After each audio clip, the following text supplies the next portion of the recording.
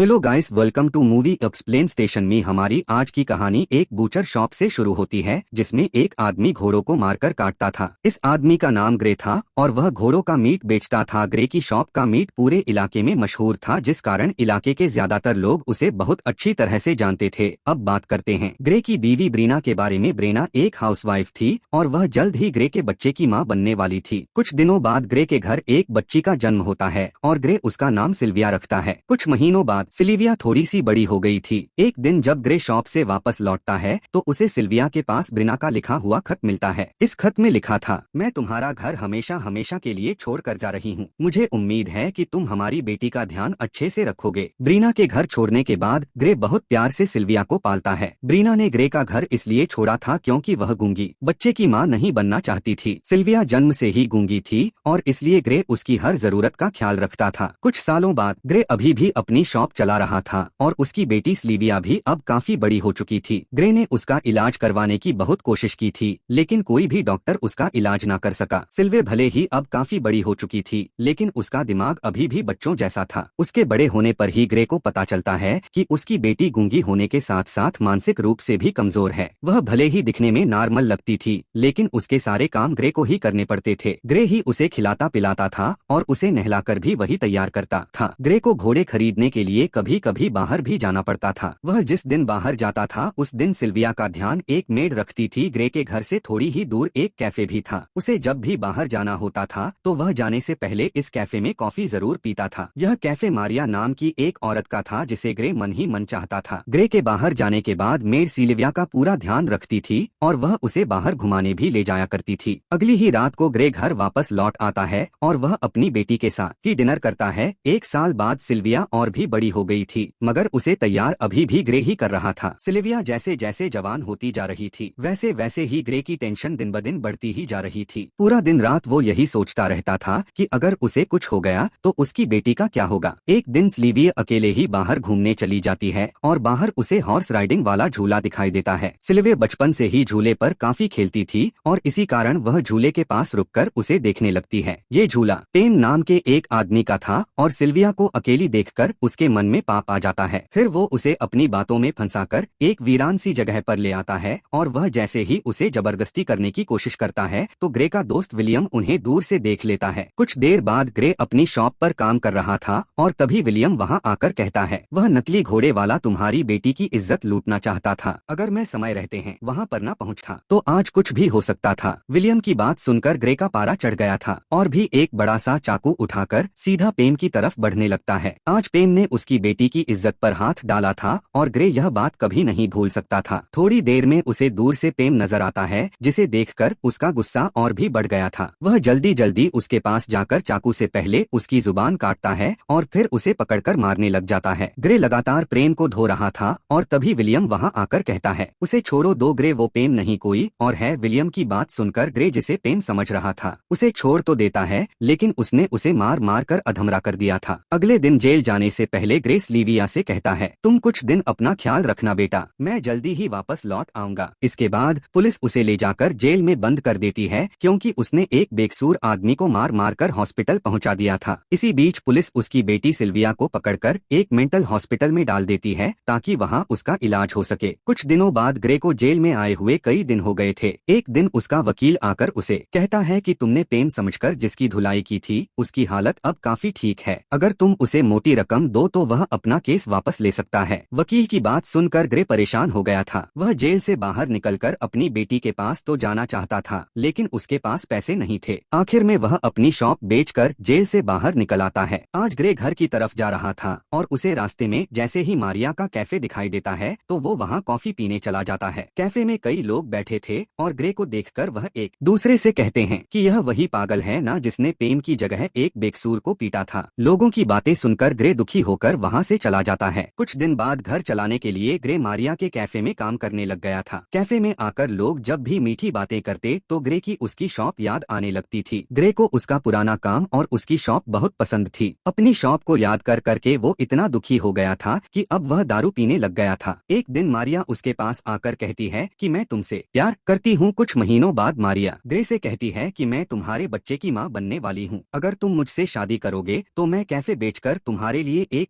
Butcher shop खरीद सकती हूँ। ग्रे उससे पूछता है कि सिल्विया का क्या हुआ। इसकी जुबान में मारिया कहती है कि मैं उसे अपने साथ नहीं रख सकती। कुछ दिनों बाद ग्रे सिल्विया से मिलने मेंटल हॉस्पिटल में जाता है और वहाँ जाकर वह सिल्विया से कहता है, अब तुम बड़ी हो गई हो और अपना ध्यान खुद रख सकती हो। मैं एक औरत से शादी करके ये शहर छोड़कर जाने वाला हूँ। इतना कहकर वह मेंटल हॉस्पिटल से चला जाता है। ग्रे के जाने के बाद सिल्विया भी आप बहुत दुखी थी और वह अंदर ही अंदर टूट जाती है। उसी रात को ग्रे एक बार फिर से अपने फैसले पर गौर करता है। उसका मन तो कर रहा था कि उसे मारिया के साथ नई जिंदगी शुरू कर लेनी चाहिए, मगर उसका दिल कह रहा था कि सिल्विया के पास ही रहना चाहिए। आखिर में काफी सोचने के बाद वह एक योजना बनाता है। ग्रे की योजना थी कि वह मारिया से जबरदस्ती करेगा ताकि उसके पेट में पल रहा बच्चा गिर जाए। ग्रह का मानना था कि बच्चा गिरने के बाद मारिया अंदर से टूट जाएगी और फिर वह उसे मौका देखकर मार देगा। मेरे को यकीन था कि मारिया की मौत के बाद मारिया का कैफे उसका हो जाएगा और वह अपनी बेटी के साथ फिर से खुशी खुशी रह पाएगा। अब ग्रे अपनी योजना पर काम तो शुरू कर देता है, लेकिन उसकी योजना पूरी तरह से फेल हो जाती है। कहानी की आखिर में मारिया अपना कैफे बेचकर दूसरे शहर चली जाती है ताकि वह ग्रे से शादी करके नई जिंदगी शुरू कर सके। ग्रे की प्यारी बेटी आज भी मेंटल हॉस्पिटल में थी और उसे देखकर यही लग रहा था कि उसकी पूरी जिंदगी इसी हॉस्पिटल में बीतेगी। इस कहानी में हमें एक मैसेज दिया गया है और वह मैसेज है, गुस्सा एक ऐसा श्राप है जो पूरे परिवार को खत्म कर देता है। जी हाँ दोस्तों, ग्रे और सिल्विया की जिंदगी अच्छी भली चल रही थी, लेकिन ग्रे के गुस्से के कारण उनकी जिंदगी दुखों से भर गई थी। हमारी वीडियो देखने के लिए धन्यवाद।